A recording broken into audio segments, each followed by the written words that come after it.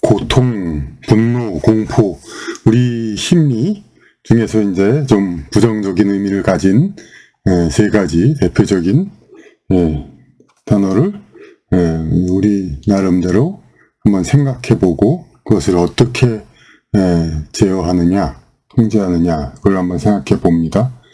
고통, 육체적 고통은 육체에 위험이 있을 때 뇌로 하여금 몸의 상태를 바로잡게 한다.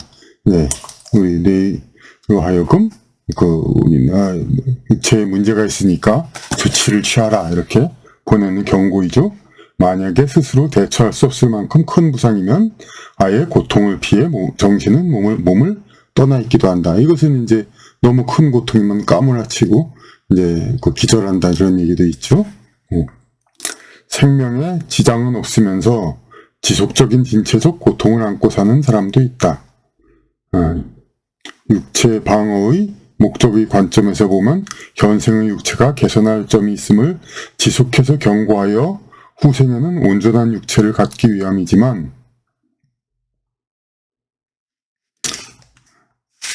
그러니까 이걸 어떻게 얘기를 한 거냐면은 현생에서는 이제 일시적인 고통 같은 거 그런 거는 곧바로 대처를 하죠. 곧바로 대처를 하도록 몸이 대처를 하도록 그렇게 경고를 하는 효과가 있죠. 그런데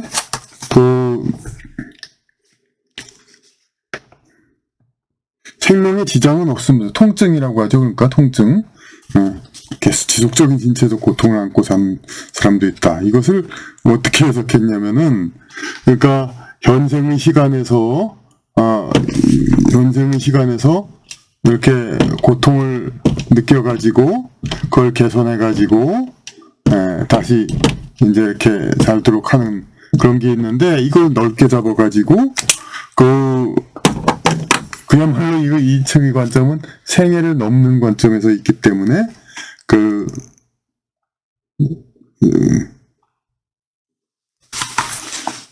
그런데 현생에서의 육체적인 이제 문제점이 없다든가 혹은 당장에 어찌할 수 없는데도 지속적인 고통이 계속 오는 게 있다 이거죠.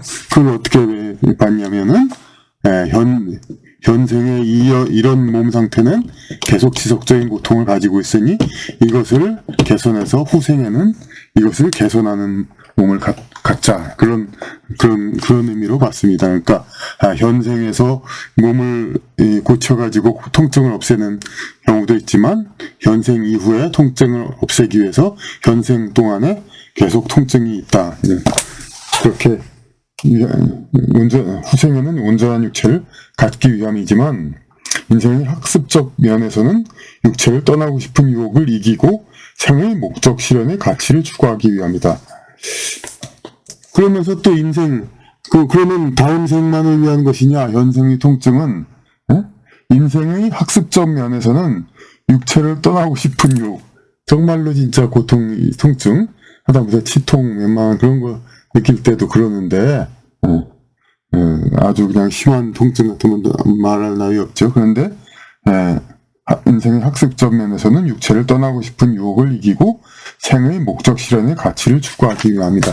조금 이제 수사적인 말장난적인 그런 면이 좀 있습니다. 그러니까 그냥 무조건 이렇게 해석을 한 거. 하지만 어쨌든 신체를 떠나고 싶은 유혹을 이기라는 그런 이제 제 삶의 가치를 찾으라는 그럼에도 불구하고 그거를 수련하기 위해서 현생의 이제 통증을 계속 한다 이렇게 얘기를 했습니다.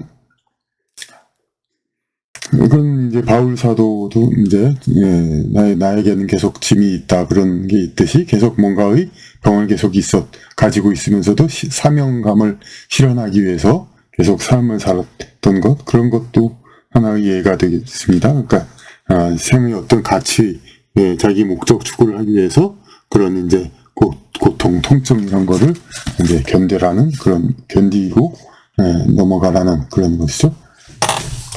그리고 이제 다른 어떤 보다 사소한 생각들, 그런 거에 대한 몰두를 덜하게, 이렇게, 이런 어떤 몸에 어떤 지속적인 뭐가 있을 때는, 통증이라든지 어떤 그런 것이 있을 때는 자기가 무슨 큰 목적을 생각하면은 이 상태를 잊을 수가 있는데, 너무 사소한 일을 할 때는 이 상태를 잊지를 못하죠. 그러니까 더 큰 일에 몰두해야 자기 몸의 현 상태의 불완전함, 이거를 더 잊을 수가 있죠. 그리고 가상통증은 의학적으로는 호르몬 등에 의한 현상으로 설명된다. 신체적으로 이상이 없는데 계속해서 통증이 생기는 그러한 진단해봐서 원인을 알 수 없는데, 그것은 이제 의학적으로는 호르몬 등에 의한 현상으로 설명된다. 그러나 이것도 영적 원리에 의한 지배를 받는다. 결국은 여기서는 영적 원리를 얘기하는 것이죠. 전생의 사망 원인이 되었던 상처는 계속 남기 때문이다. 전생에 어디 이렇게 상처를 받았다면은 이렇게 모반이 똑같이 생기고, 그거는 조금 찾아보면 다 나오죠. 자기 몸에 어떤 이제 알 수 없는 태어나서부터 흉터가 있는 사람은 그런 경우는 정말 전생에 그런 상처가 있었다고 봐야 하죠. 전생의 사망 원인이 되었던 상처는 계속 남기 때문이다. 현생의 교통사고 후의 후천적인 가상통증도 있다. 교통사고 후에 그런 경우도 있다. 이것은 현생의 예정된 프로그램의 여운이다. 교통사고로 사망하거나 전신마비가 되지 않고 생존했을 때 생존의 대가로 주어지는 것이다.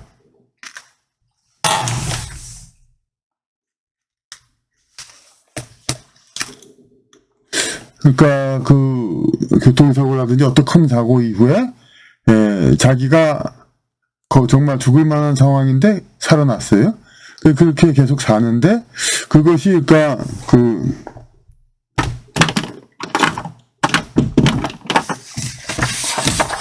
교통사고라든지 이렇게 해가지고 몸에 좀 상처가 났어요. 그러니까 그 상태에서 그냥 사망하고 하면 이쪽으로 이제 완전히 끝났는데, 그렇지 않고 계속 살았어요.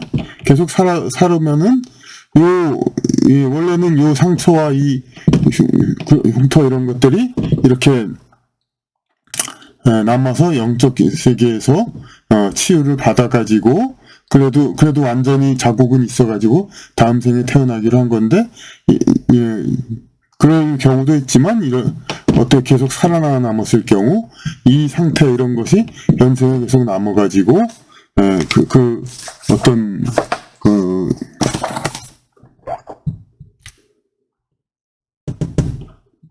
영적 세계에서, 이게 여기서 이제 사망하였다면 영적 세계에서 어떤 치유를 받고 어떤 과정을 받는데, 그 대신에 현생에서 계속 연장되는 거죠. 여기서 치유를 받았어야 할 건데, 영계에서의 치유를 받지 않고 현생에서 계속 삶을 이어가니까, 요 상처, 요거는 물리적으로는 치유가 됐지, 치료가 어느 정도 됐지만은, 이렇게 계속해서 통증은 어떤지 영적 감각이기 때문에 계속 남는 거죠. 그러니까 생존 대가가 주어지는 것이다. 이렇게 이 정도로 얘기합시다. 이제 단순하게 영적 원리가 상위에 있다고 하위의 물리적 해결을 등한시하는 것은 옳지 않다. 그렇죠, 당연히. 하위의 물리적 해결부터 완전히 해놓고 이렇게 차근차근 올라가야죠. 일단 물리적인 방법으로의 치료나 해결이 유용한 경우가 많다. 신체의 문제, 기타 인생 중의 여러 문제가 있을 때 무조건 이것을 영적인 해결 방식으로 직행하고자 하는 것은 세상사 문제 해결에서의 위계 질서에 어긋난다. 거래처 회사에 일을 의뢰할 때 업무 담당자를 찾지 않고 곧바로 사장만을 찾는 것이나 마찬가지다. 이 책에 일관된 이야기가 있죠. 그러니까 영적 세계와 물질 세계와의 관계는 마치 이제 지상에서도 이제 어떤 있는 그런 조직, 일을 하기 위한 조직에서의 상하 관계와 같다. 이렇게 항상 이야기를 했습니다. 이게 영적 세계에서 어떤 그러니까 태어나서 어떤 큰 운명, 그건 주어진다고 하죠. 요 안에서, 하부에서 작은 영향력으로 자신의 노력으로 어느 정도 이제 생활을 개척하는 것이죠.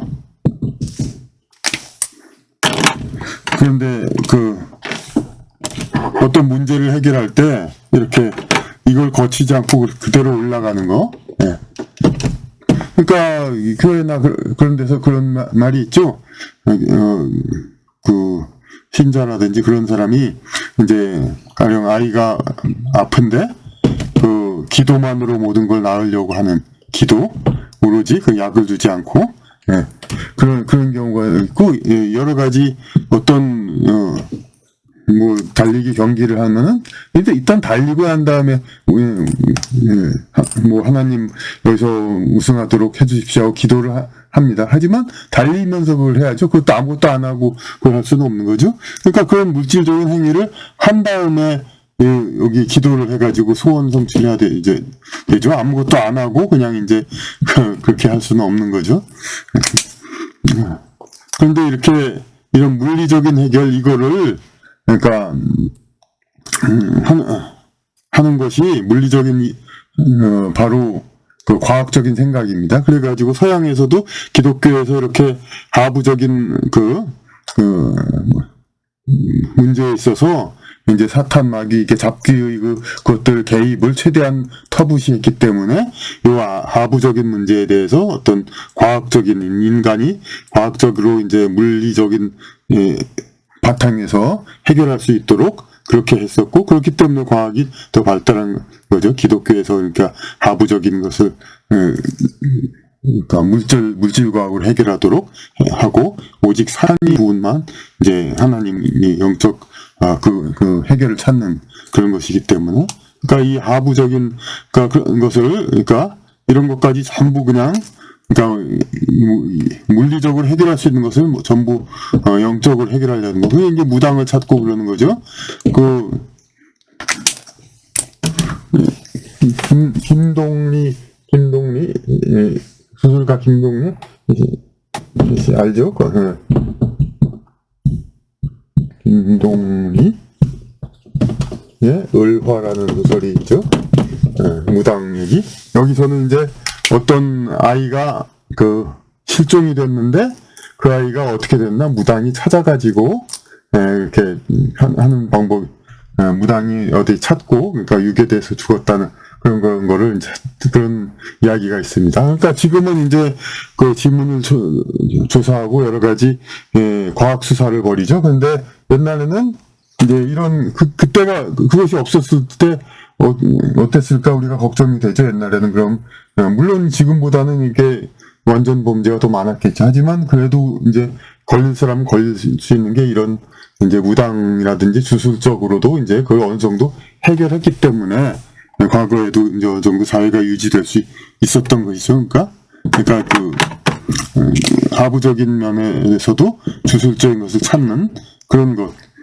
그런 것은 마치 여기서 비유하는데, 이거 전체를 인간 사회 조직이라고 보면은 거래처에서 얘기할 때 담당자부터 차근차근히 올라가야 그게 합리적으로 모든 실무를 다 할 수가 있지. 무조건 이제 사장 거기 경영자 나오라 아마 그런 식으로 해서 될 수 있는 게 아니죠.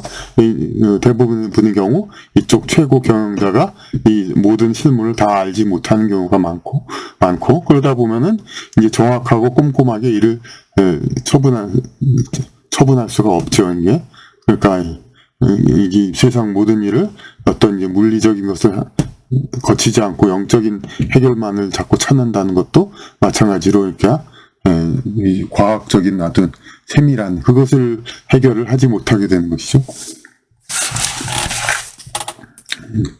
이 고통에 대해서, 고통이 무엇인가에 대해서 조금 이제 돌아가는 얘기를 했던 것 같습니다. 분노, 이쪽 동물은 자기 세력을 과시하기 위한 여러 위협적인 행위를 한다. 사람이 가끔 성을 내는 것은 동물과 공통되는 자기 과시적 행위이다.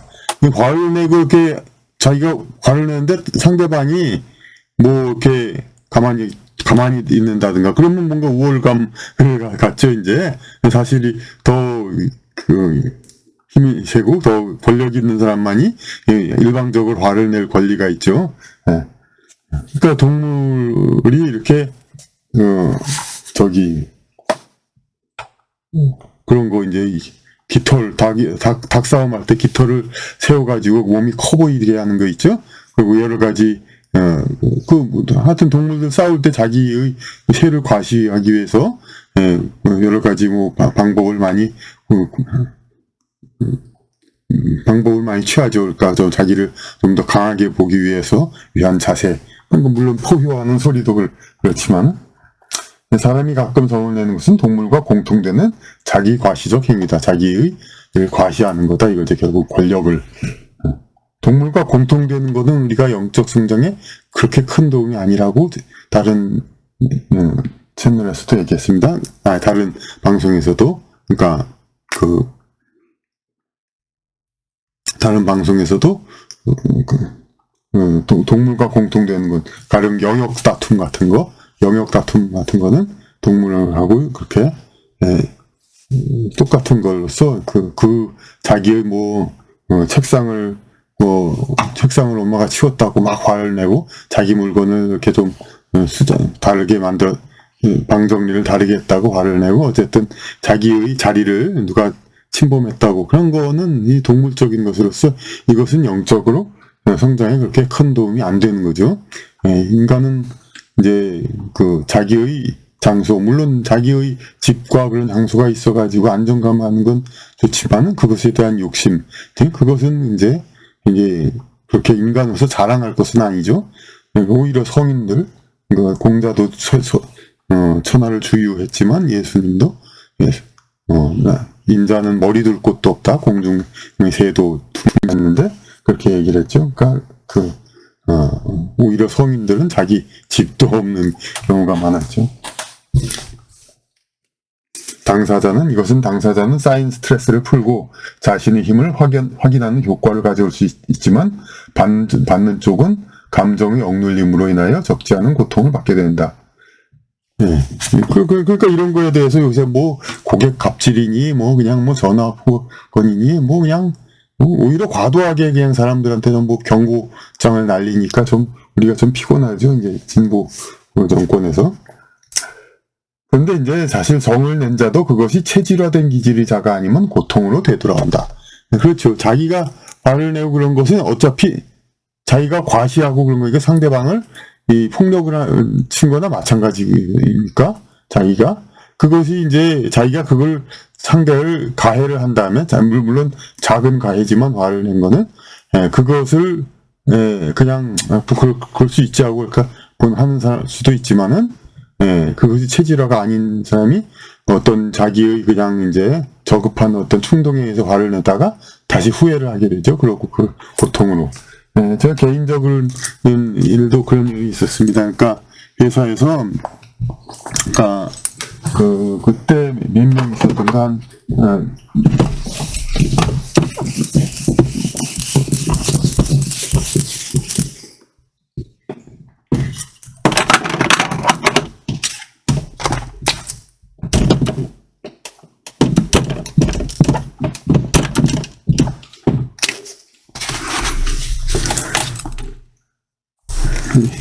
여섯 명의 부하 직원이 있었던 때가 있었습니다.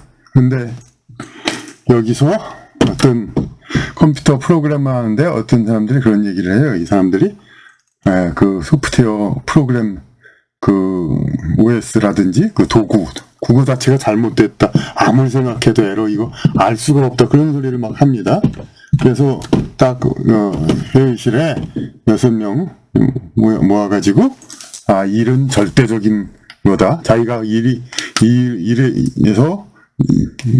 위한 이제 어떤 도구, 소프트웨어 도구라든지 여러 가지 그 환경, 이것이 잘못돼서 그렇다, 그런 얘기. 자기가 도무지 이제 일이 잘 안 되는데 그걸 발견하지 못할 경우, 이거 전체가 잘못된 거다. 막 그렇게 생각을 하는 거죠, 이제. 그런데 그것에 대해 그렇게 생각하지 말라. 상대적으로 일을 생각하지 말고, 그 업무는 절대적인 것으로서 자기는 절대적으로 충성해야 한다. 마음가짐을 그렇게 해야 된다. 그런 얘기를 했죠. 그러니까 좀, 이제, 그야말로 이제 훈시이고, 이제 어떤, 일갈이 아니라, 그러니까 하여튼 오랜 시간 동안 이제 훈시를 해서, 그러니까 그걸 납득을 시켰죠. 이제 이렇게 좀 일하는데, 이렇게 그런, 이제 자기, 어떤 환경 탓을 하지 말고, 어쨌든 간에 당장에는 그 일하는 환경, 그거 자체를 믿어야 된다. 이제 C 프로그램을 하는데, 에러가 나와서 자꾸 동작이 안 돼. 그래 놓고 컴퓨터가 잘못됐다. 뭐 그런 식으로 얘기를 하는 경우가 있습니다. 네, 그러면 안 된다. 얘기를 했죠. 근데 그런 얘기해서 어쨌든 이 회의는 성공적으로 끝났어요. 그래서 어쨌든 수긍하고 그렇게 하고 끝났는데 그날이 아마 2시간 한 다음에 나머지 2시간 근무 시간 동안에 머리가 찌끈하고 그냥 기숙하고 아프고 무겁고 그런 적이 있었습니다. 그래가지고 그러니까 이건 화내고 야단치는 거. 물론 그보다 훨씬 더 많은 횟수만큼 직장 생활했을 때 야단 맞고 그런 적이 더 많죠. 훨씬. 하지만 그건 그거대로의 스트레스지만 남한테 화를 내고 그런 것도 결국은 자기 스트레스 그걸로 오는 사람들도 있습니다. 그러니까 그런데 또 많은 사람은 윗사람이 돼서 이제 화내는 건 별로 스트레스가 아니고 자기 오히려 스트레스 푸는 걸로 생각하는 경우가 있죠. 이제 그런 경우는 어쨌든 빨리 승진해서 이 회사에 있으면 좋지만은 저희 경우는 하여튼 회사에서 더 오래 있는 체질이 아니구나 그런 생각도 들었습니다. 그때 성을 낸 자도 그것이 체질화된 기질이 자가 아니면 고통으로 되돌아온다. 달기 깃털을 세우는 것과 같이 위협함으로써 남보다 강함을 나타내려는 동물적 과시욕인 성내기는 절제되어야 한다. 공포란 단어, 그 다음에 자신의 바람이 뜻대로 이루어지지 않거나 심하면 어떤 외부의 힘으로 진행이 중지될 수 있음을 예상하고 정신적으로 고통스러워하는 것이 공포이다. 자신의 바람이 뜻대로 이루어지지 않거나 심하면 어떤 외부의 힘으로 진행이 중지될 수 있음을 예상하고 정신적으로 고통스러워하는 것이 공포이다. 그러니까 누가 괴한이 습격하고 죽음이 공포 그런 게 다 그런 거지. 결국은 자기의 삶과 뭐 하던 것이 중단되지도 않을까? 외부의 큰 힘에 의하여 그것이 또 예상이 되니까 중지될 거. 그것이 예상이 되니까 그러면 그 때문에 정신적으로 고통스러워하는 것이 공포이다. 일단 단어의 정의를 여기서 했죠. 단어의 정의.